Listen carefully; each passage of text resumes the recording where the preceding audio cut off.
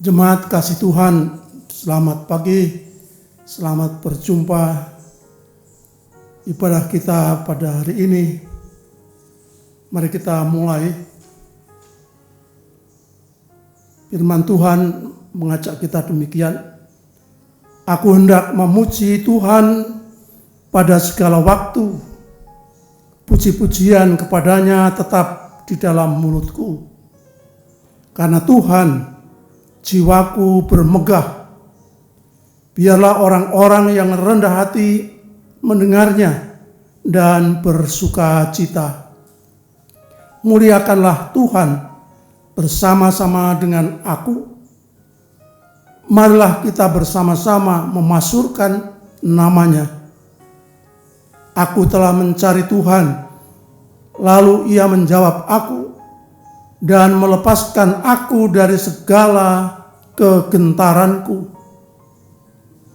Tunjukkanlah pandanganmu kepadanya, maka mukamu akan berseri-seri dan tidak akan malu tersipu-sipu. Orang yang tertindas ini berseru, dan Tuhan mendengar. Ia menyelamatkan dia dari segala kesesakannya. Malaikat Tuhan berkemah di sekeliling orang-orang yang takut akan dia, lalu meluputkan mereka. Kecaplah dan lihatlah betapa baiknya Tuhan itu. Berbahagialah orang yang berlindung padanya.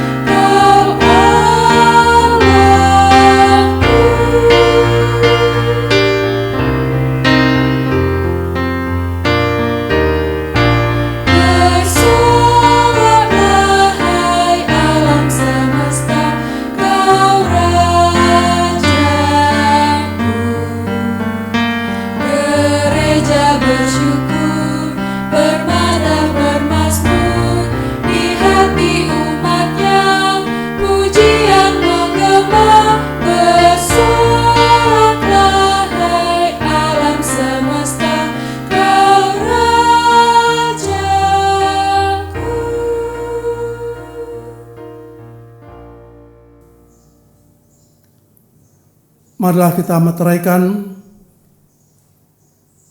persekutuan ibadah pagi ini dalam pengakuan yang demikian. Pertolongan kita adalah dalam nama Tuhan, Allah yang menjadikan langit dan bumi. Kasih, karunia, dan rahmat Allah Bapa menyertai saudara. Menyertai saudara juga.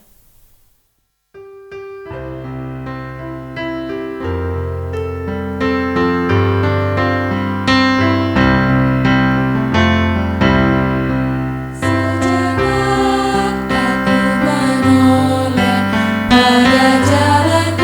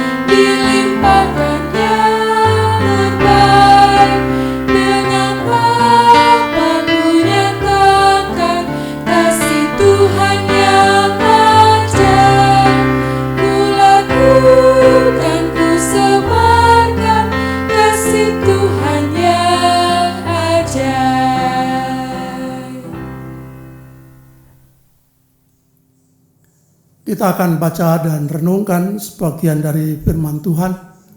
Mari kita satu dalam doa. Ya Tuhan, daripadamu-lah kebenaran dan hikmat. Firman yang keluar daripadamu menjadi penuntun kepada hidup yang berkenan. Ajarlah kami memahami firman-Mu dan bimbinglah kami hidup di jalannya. Perdengarkanlah hikmat-Mu dan jadikanlah kami baru. Amin.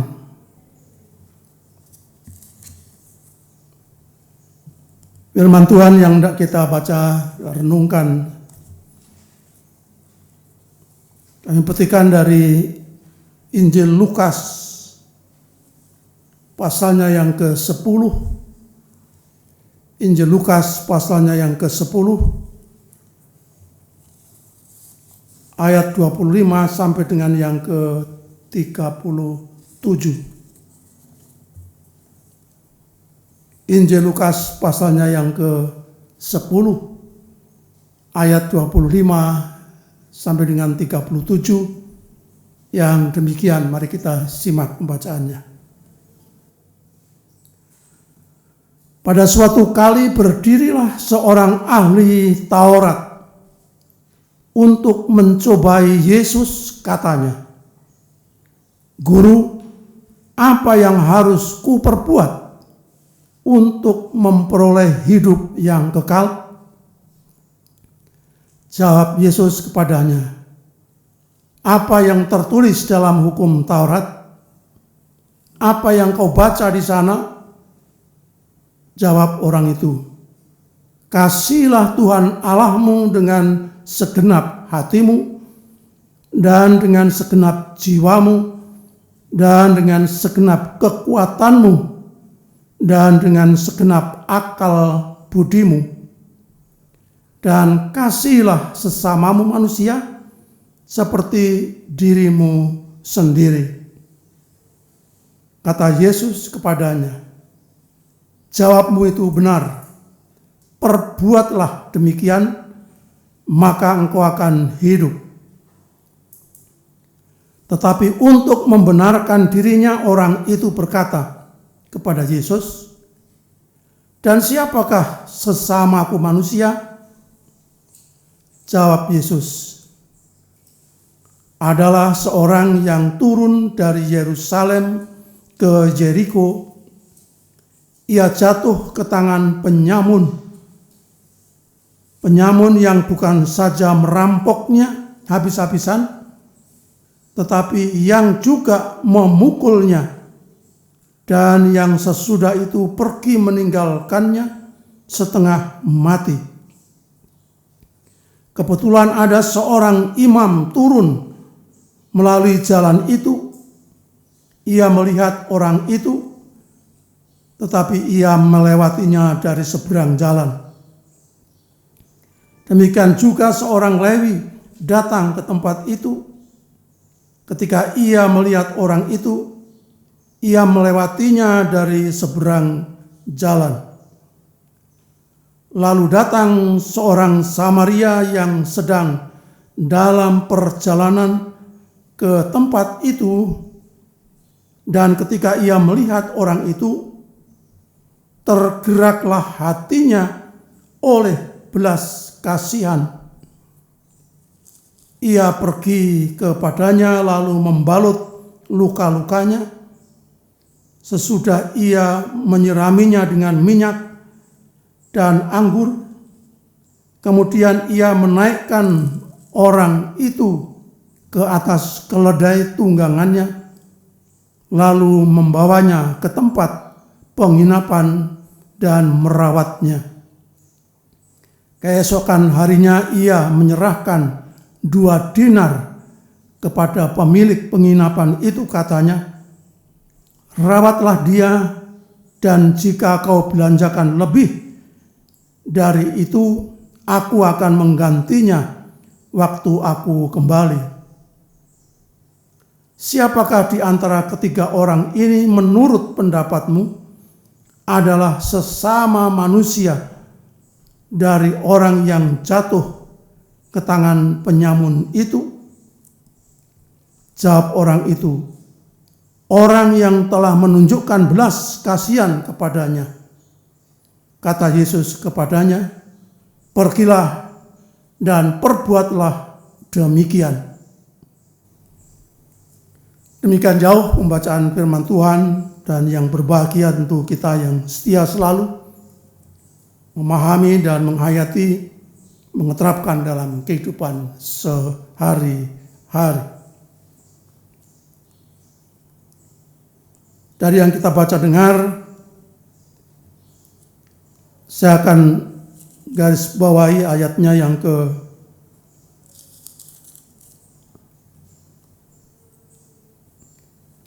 37. Jawab orang itu, orang yang telah menunjukkan belas kasihan kepadanya. Kata Yesus kepadanya, pergilah dan perbuatlah demikian. Saudara-saudara yang kasih dalam Tuhan Yesus Kristus, hari ini 5 Juli 2020, GKSBS Gereja Kristen Sumatera Bagian Selatan secara keseluruhan melakukan kegiatan pembinaan yang dikenal dengan Bulan Diakonia. Bulan Diakonia 2020 selama 1 bulan. Kegiatan yang akan dilakukan antara lain dalam rangka diakonia, saresehan, pemahaman Alkitab, renungan keluarga, dan tentunya tidak kalah pentingnya pelayanan diakonia yang secara konkret. Tema bulan diakonia, membangun partisipasi dalam konteks, dengan subtema dengan berdiakonia GKSBS mampu memberi diri dalam konteksnya. Artinya dengan berdiakonia itulah gereja menjadi nyata bagi dunia masyarakat pada umumnya.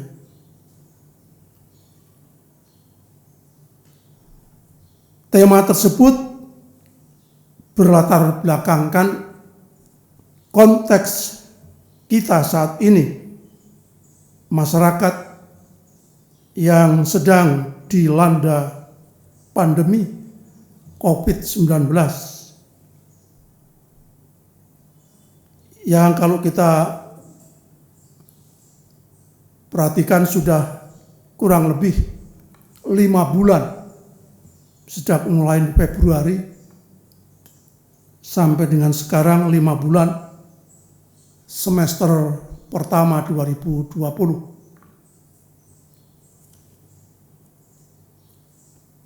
Kita tidak menyangka bahwa di tahun 2020 ini akan terjadi suatu musibah. Masyarakat bukan hanya di bangsa kita Indonesia, bahkan dunia yang sudah sedemikian rupa. Apa yang kita akan perbuat selama ini sudah banyak sekali pergumulan-pergumulan yang cukup sangat menyengsarakan. Termasuk seperti sekarang ini, sebagai gereja tidak bisa dengan leluasa menjalani aktivitasnya dalam rangka untuk mengatasi agar kiranya dampak daripada virus COVID-19 ini tidak menyebar, tidak berkembang. Firman Tuhan yang kita dengar dan baca berbicara perihal siapa itu sesama, sebagaimana yang diisyaratkan dalam bunyi hukum Tuhan. Mari kita dalami firman tadi dalam terang tema orang Samaria yang berbaik hati, sesuai dengan tema Lembaga Alkitab di perikop yang kita baca tadi. Saudara-saudara yang kasih dalam Tuhan Yesus,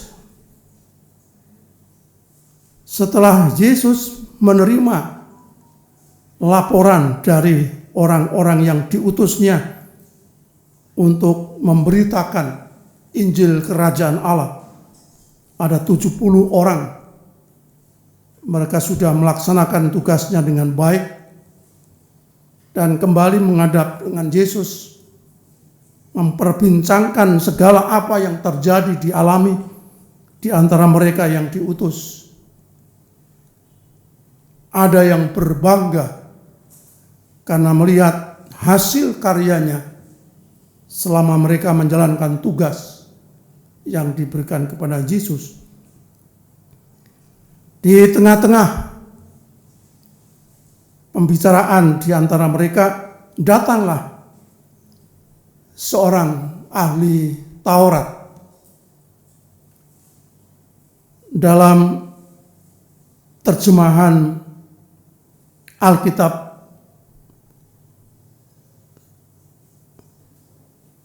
Revised Standard Version bahasa Inggris, ahli Taurat itu disebutkan lawyer, menggunakan terjemahan lawyer.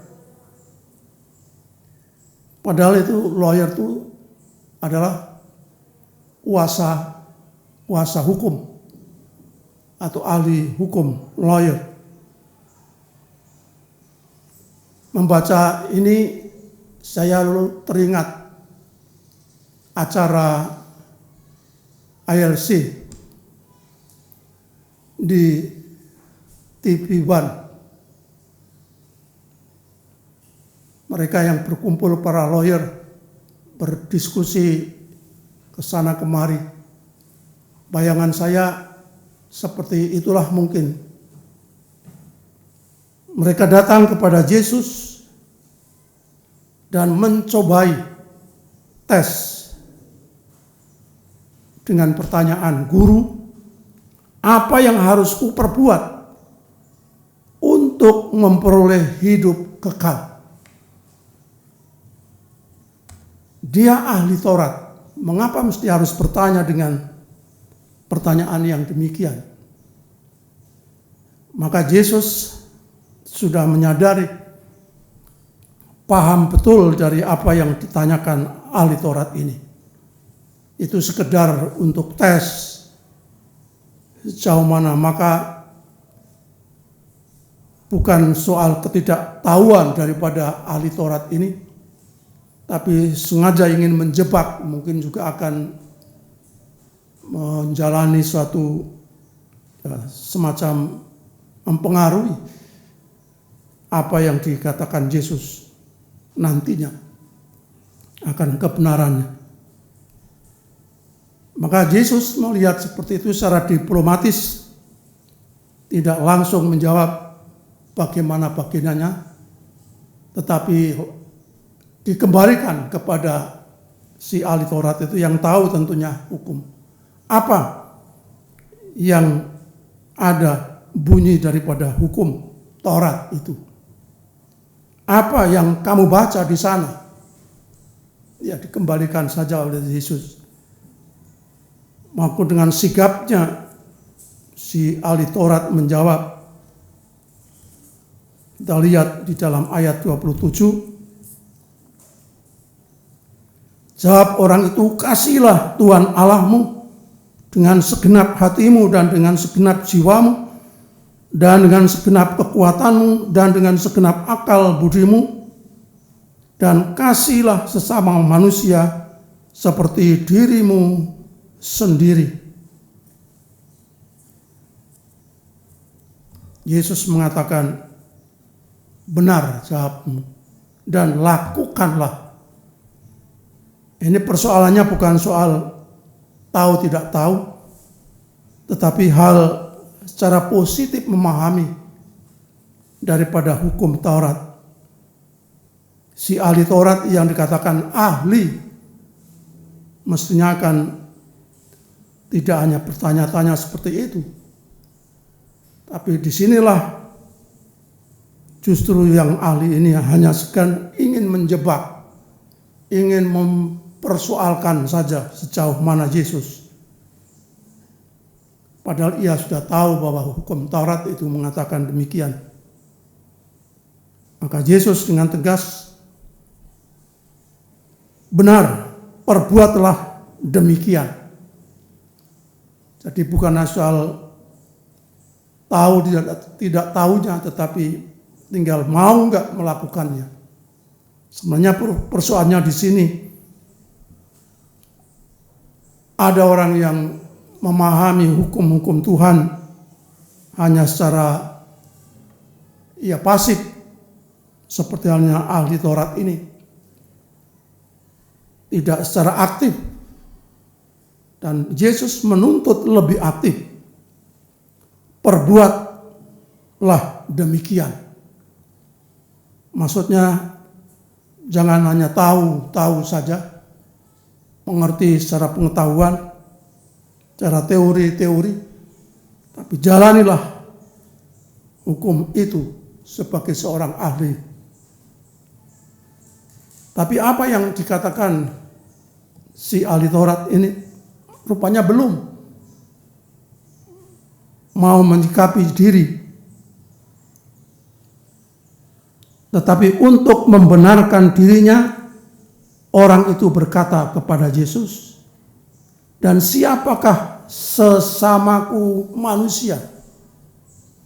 Ya, masih juga bertanya, siapakah sesamaku? Dalam terjemahan Alkitab yang saya baca tadi dari RSV, Revised Standard Version bahasa Inggris, sesama itu di sana diterjemahkan dengan neighbor. Terjemahan umum biasanya itu tetangga. Entah mengapa mesti harus pakai kata neighbor untuk menyebut sesama ini. Ya, tetangga mungkin lebih dekat di antara kita. Tetangga juga bersama macam-macam. Bukan secara rasial atau latar belakang agama atau orang-orang yang satu pekerjaan, tapi tetangga atau sesama adalah macam-macam.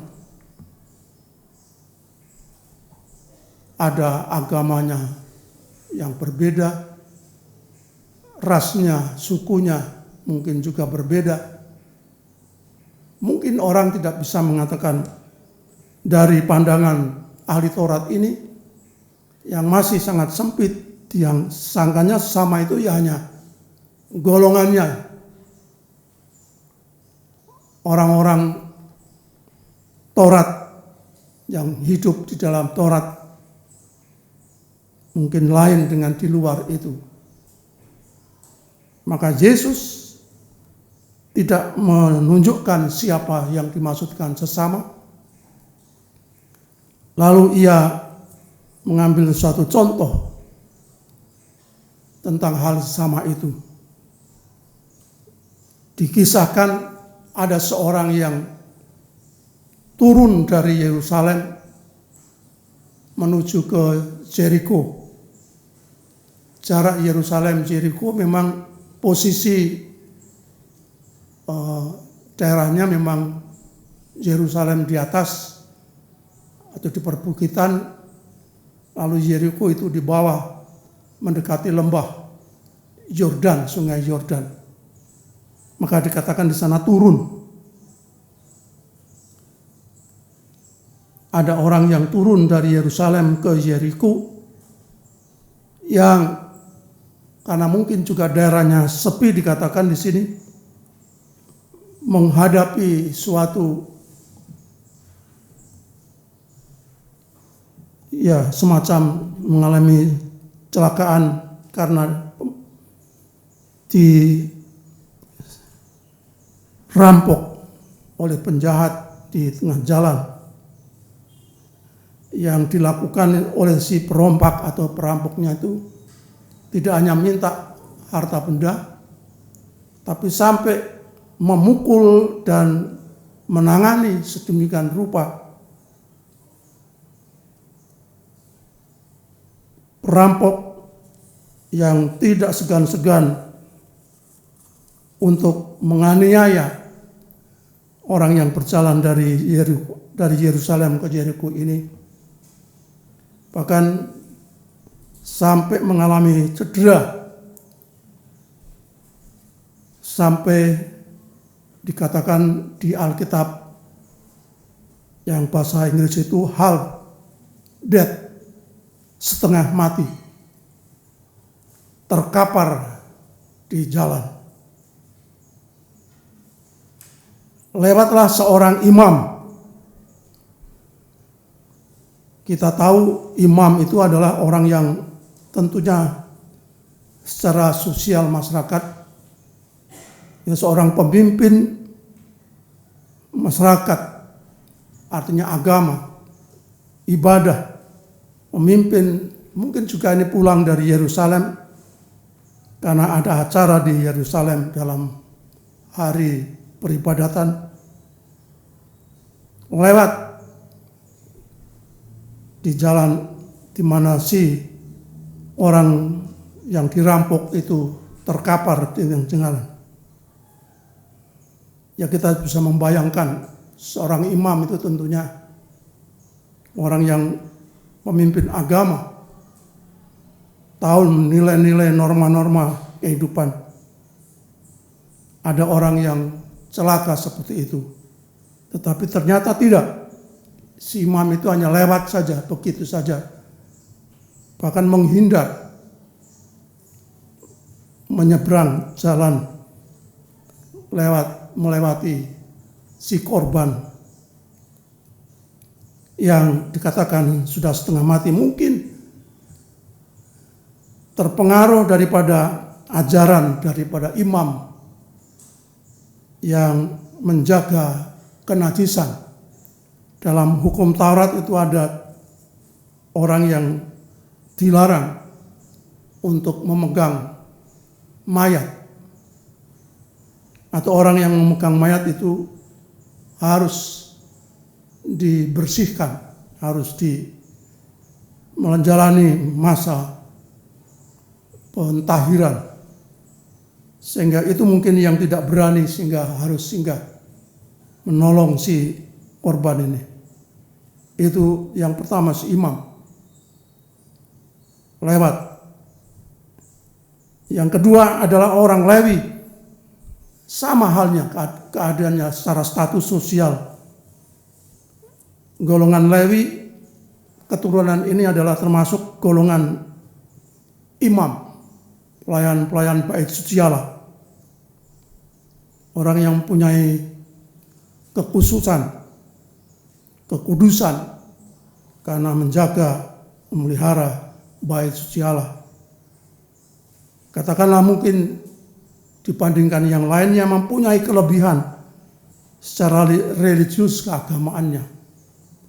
Tapi apa yang terjadi? Ia pun menyimpang. Merepotkan saja. Lewatlah juga seorang ini, yang ketiga, dikatakan Samaria. Kita tahu orang Samaria adalah orang yang tidak bersahabat dengan orang Yahudi. Sebagai golongan yang jelek, yang tidak bermartabat, bahkan kadang-kadang dikatakan sebagai yang kafir, masyarakat yang tidak beradab di mata orang Yahudi, sehingga tidak mau bergaul dengan orang Samaria. Katakanlah orang yang dihina menurut Yahudi, yang tidak mempunyai martabat yang baik dalam sosialnya. Tetapi apa yang kita lihat di sana, bahwa melihat si korban ini yang sangat menarik tadi, tergeraklah hatinya. Kata-kata tergeraklah hatinya dengan belas kasih. Dalam Alkitab yang saya kutip tadi, compassion. Dalam bahasa Jawa, terenyuh. Nah, ini ingat ketika khotbah beberapa minggu yang lalu, Yesus melihat sekelompokan manusia sesudah pergi keluar kota dan desa, melihat banyak orang yang menjadi terenyuh, menjadi tergerak hatinya dengan belas kasih, karena melihat umat itu seperti domba yang tidak bergembala, kelelahan, terlantar menderita, banyak yang sakit, dan berbagai celaka-celaka yang lainnya. Tergeraklah hatinya si Samaria ini dengan belas kasihnya. Orang yang mungkin dipandangnya sebagai, menurut Yahudi, orang yang tidak mempunyai martabat, jelek, kafir, dan sebagainya. Tapi justru ialah yang datang ke korban. Ditolongnya si korban, didekati dan ditolongnya. Inilah diakonianya jalan si Samaria ini.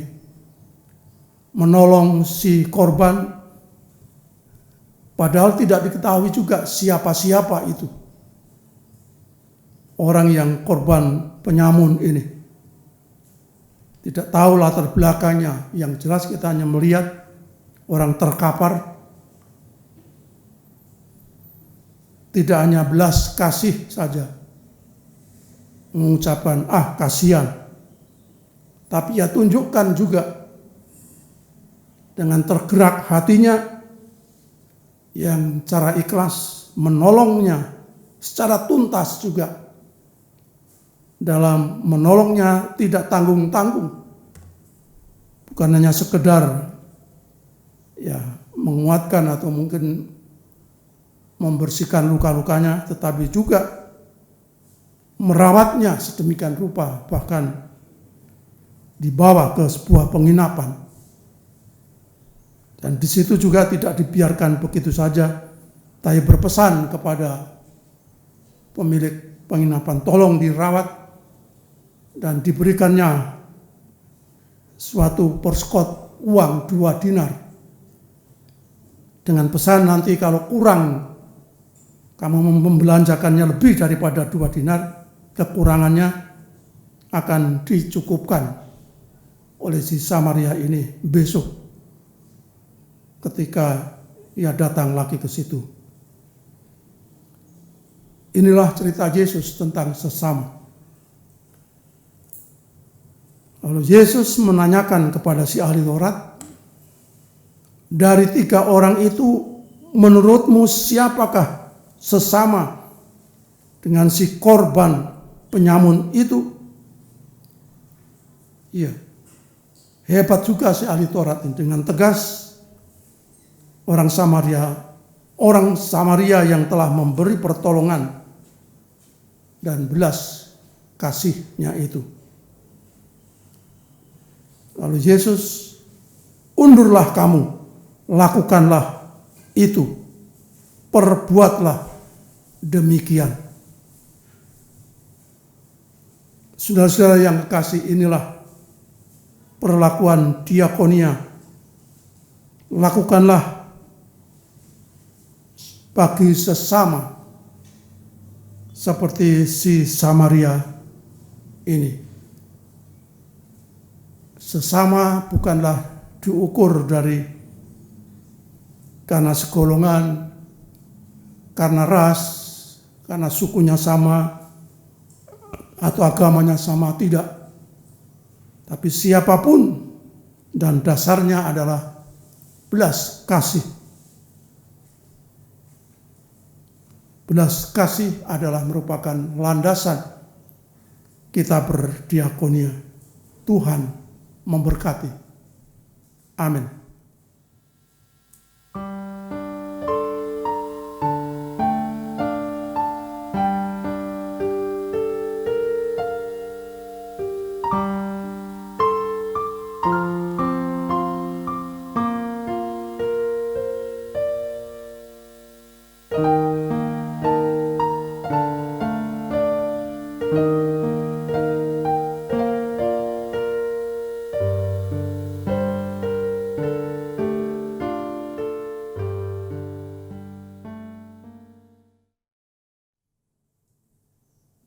Mari kita satu kembali dalam doa untuk menaikkan doa-doa syafaat kita.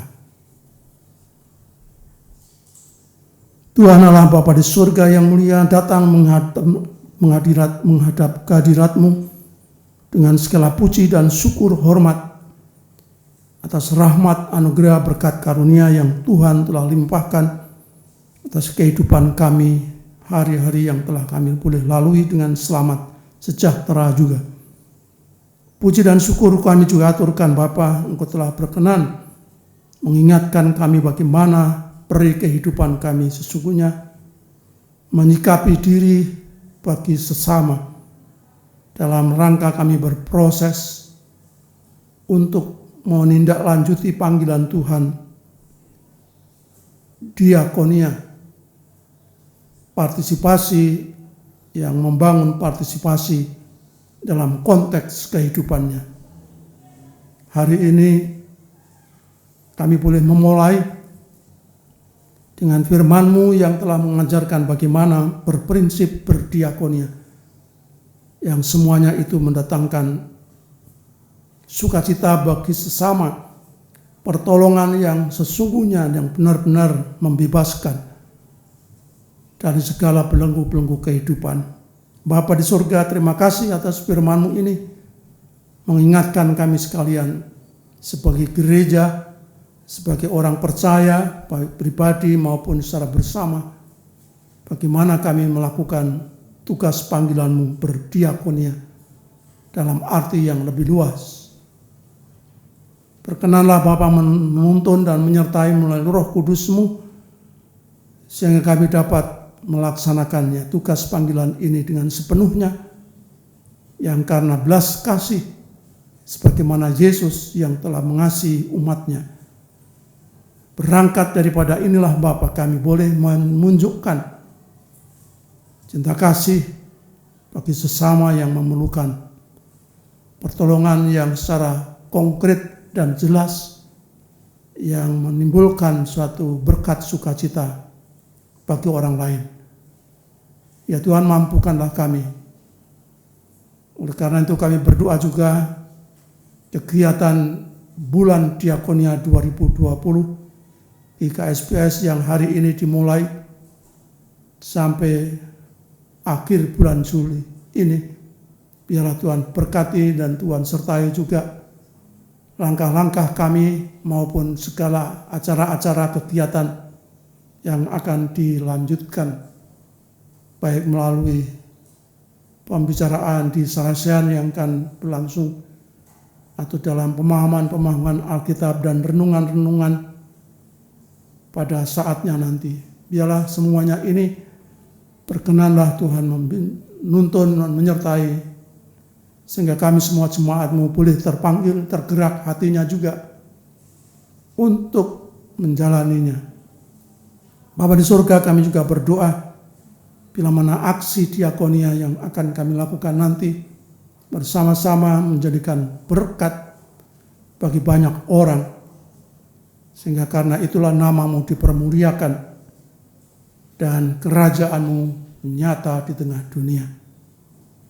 Bapa kami di surga, kami juga berdoa, baik gereja secara sendiri-sendiri maupun bersama, dalam melaksanakan tugas panggilan-Mu ini, mampukan untuk mengambil bagian, terlebih-lebih di suasana kehidupan kami, masyarakat, bangsa negara kami, maupun dunia yang sedang terbelenggu oleh suasana yang mencekam karena COVID-19 belum juga usai.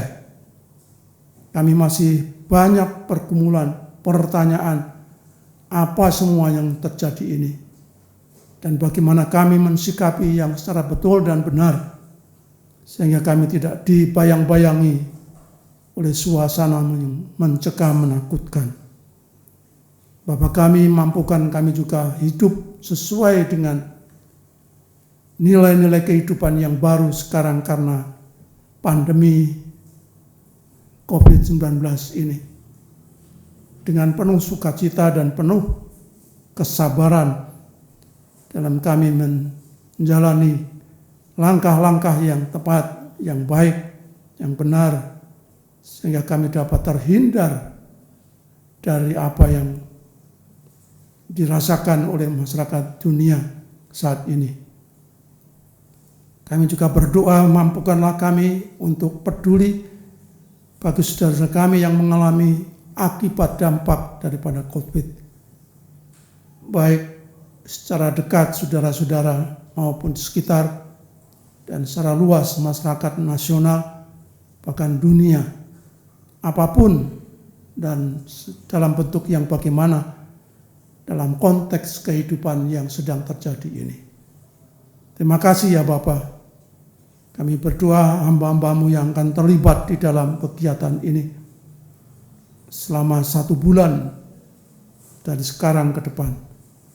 Berkatilah suasananya. Mungkin juga kami akan melakukan tidak secara bersama-sama bergabung dalam suatu perkumpulan, tapi masing-masing di rumah karena sesuai dengan protokol kesehatan yang sedang berlangsung saat ini. Tuhan Bapa, kami berdoa bagi bangsa negara kami.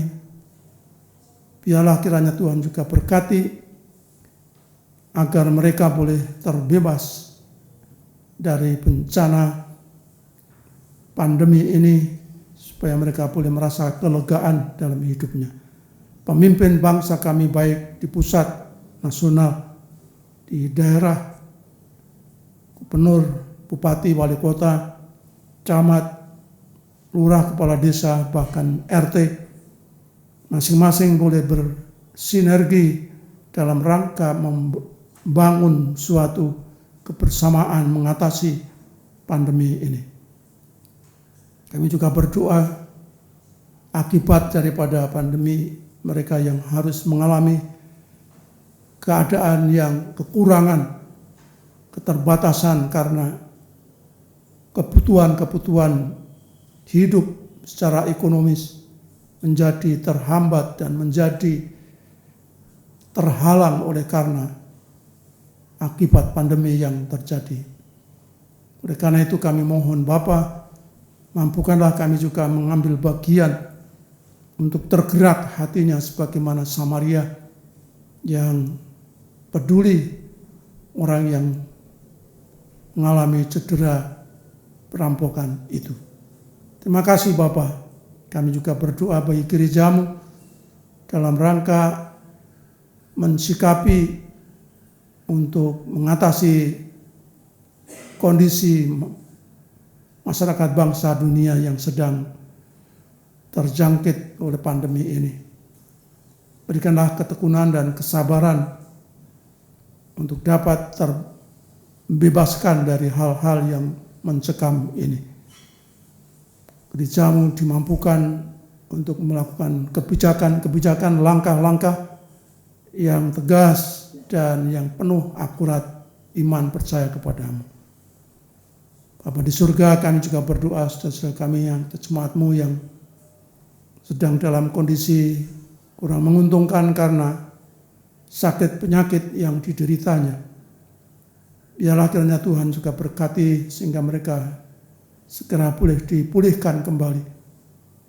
Mereka yang mengalami perawatan khusus di rumah sakit, biarlah Tuhan juga berkati sehingga obat-obatan, perawatan medis akan membantu menolongnya, meringankan beban. Kami juga berdoa bagi gerejamu dalam rangka mengemban tugas panggilanmu di tengah situasi keadaan yang tidak menguntungkan ini. Kami percaya Bapa tidak akan membiarkan kami untuk berjalan sendiri. Tuhan tuntun sertai semuanya. Kami juga berdoa untuk yang berdampak dari corona ini, terutama di lingkungan kehidupan pendidikan persekolahan yang harus menjalani belajar di rumah, baik di tingkat dasar, tingkat menengah, pertama, menengah atas, bahkan perguruan tinggi. Yang tentu ini juga mengalami suatu hal yang sangat mencemaskan, ketidaklancaran dalam belajar secara bersama. Berkati ya Tuhan sebagai orang tua untuk dapat melakukan aktivitasnya, membantu, menolong putra-putrinya juga di tengah-tengah belajar di rumah. Roh hikmat kebijakan-Mu akan menyertai selalu. Terima kasih Bapak, inilah doa-doa kami. Mungkin masih banyak hal yang ingin kami aturkan, biarlah Tuhan melengkapkan. Karena kami berdoa dalam Putra-Mu, Tuhan kami Yesus Kristus, yang telah mengajar berdoa demikian. Bapa kami yang ada di surga, dikuduskanlah nama-Mu, datanglah kerajaan-Mu. Jadilah kehendak-Mu di bumi seperti di surga. Berilah kami pada hari ini makanan kami yang cukupnya, dan ampunilah kami akan segala kesalahan kami, seperti kami juga mengampuni orang yang bersalah kepada kami. Dan janganlah bawa kami ke dalam pencobaan, lepaskanlah kami daripada yang jahat, karena Engkau-lah yang punya kerajaan dan kuasa dan kemuliaan sampai selama-lamanya. Amin.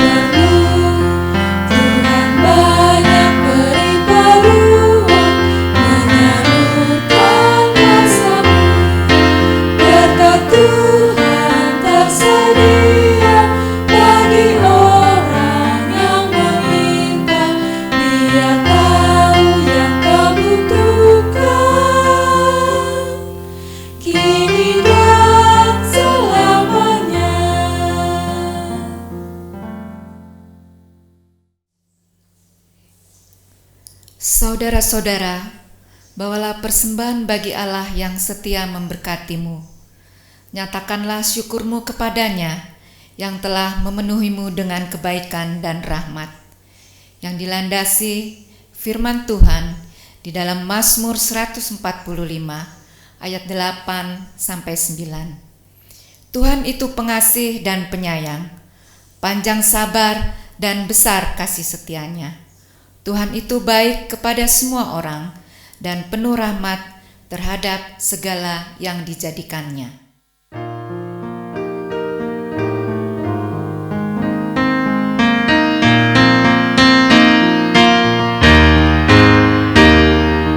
Kasih Tuhan Yesus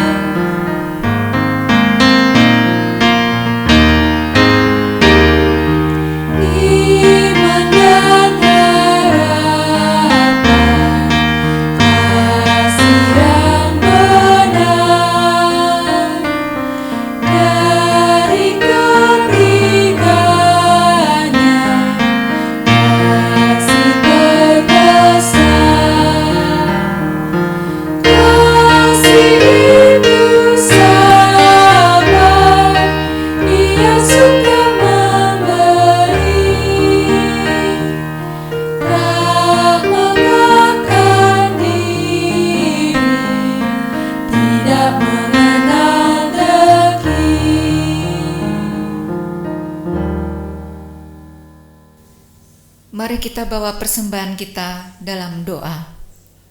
Ya Tuhan, Khalik bumi dan langit, kasih setiamu tak pernah lekang memelihara segenap ciptaanmu. Engkau menjaga, merawat, dan memulihkan segala sesuatu. Tak satu pun daripada kami Engkau abaikan, malah kami berkelimpahan dengan kasih dan rahmat-Mu. Dalam sukacita kami datang ke hadirat-Mu dengan membawa persembahan syukur. Tanda sukacita dan syukur kami untuk setiap kebaikan-Mu. Kiranya berkenan kepadamu dan menjadi kemuliaan-Mu kini dan selamanya. Amin. Jemaat kasih Tuhan, ibadah kita berakhir sampai di sini. Pergilah dengan selamat dan jadilah kuat di dalam Tuhan.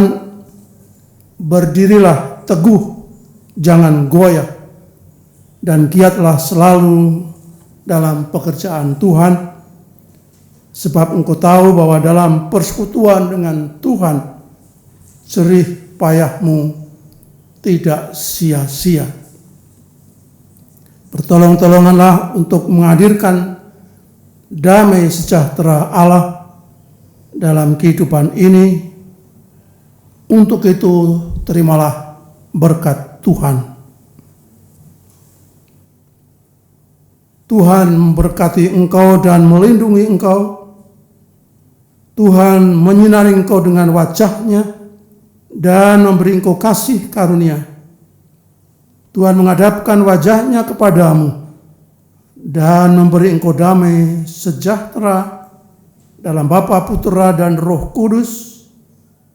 Amin.